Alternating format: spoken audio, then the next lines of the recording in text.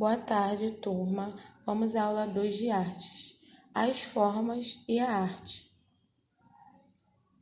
Quando olhamos ao nosso redor, percebemos que todas as coisas possuem uma forma. Elas se constituem de acordo com os elementos visuais, o ponto, a linha, a forma e a cor. As formas conseguem se transformar em objetos variados que exercem várias funções. Por exemplo, a porta, a cadeira, a mesa. Portanto, toda forma começa com um ponto, que é o elemento básico. Nas artes, um único ponto não é capaz de construir uma imagem, porém, um conjunto de pontos podemos obter uma imagem. Agora vejamos algumas linhas e tracejados. Linhas retas são as linhas que seguem sempre a mesma direção. Linha curva são linhas que estão sempre em mudança de direção de forma constante.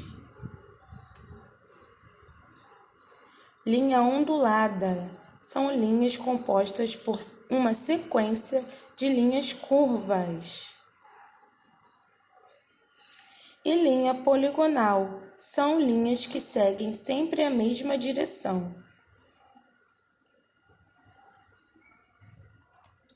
Agora nós vamos ver tipos de traçados.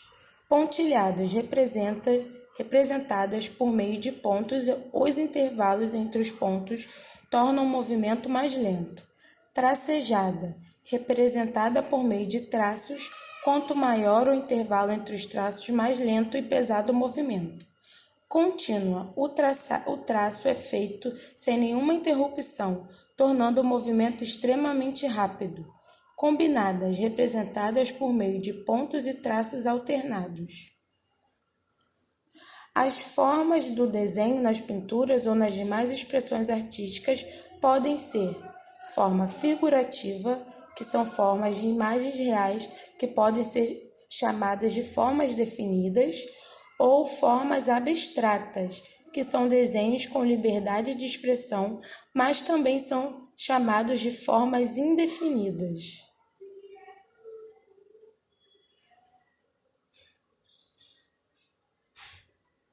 Forma figurativa são formas da maioria dos objetos que nos cercam. Quadrado, retângulo, cilindro, são aquelas formas que a gente já conhece. Aprendemos nesta aula que as formas estão ao nosso redor todo o tempo. E para melhor fixação da aula, vocês vão realizar os exercícios que estão nas páginas 253, 254 e 255. Aula 3 de artes, matrizes culturais.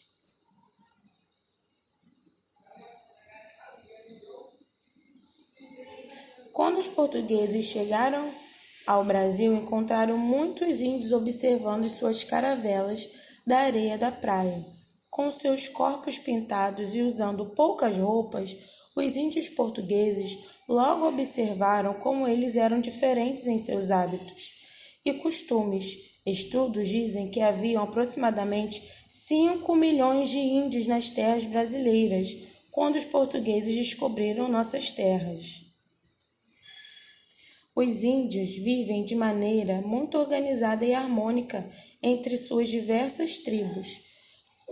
São povos que respeitam a natureza, seus ancestrais, seus costumes e a hierarquia. Hierarquia é a ordem de respeitar aquele que tem mais poder em relação aos demais. Os índios possuem 2 tipos de construções de casas, que fazem parte da arquitetura indígena. As construções simples recebem o nome de oca, ocupada por uma família, e as coletivas são chamadas de maloca. Aí temos a imagem da oca e da maloca. Em algum momento, você já deve ter brincado de índio, imitando o som que eles fazem e seus rituais de dança, pintando o rosto, usando algum enfeite que podemos chamar a atenção, chamar de adereço, não é mesmo? Esses elementos fazem parte da cultura e do fazer artístico dos índios. Dança, música, pintura e trabalhos manuais são manifestações artísticas indígenas. Aí nós temos arte em plumagem, são algumas delas, né? Arte na cerâmica,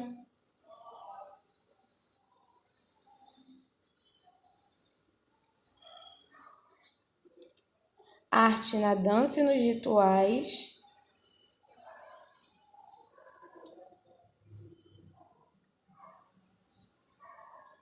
e arte na pintura corporal. São lindas as pinturas, né? Podemos concluir que os índios são grandes artistas. Então, para vocês melhor fixarem as atividades, vocês vão fazer os exercícios que estão nas páginas 259, 260 e 261. Bons estudos e até a próxima aula.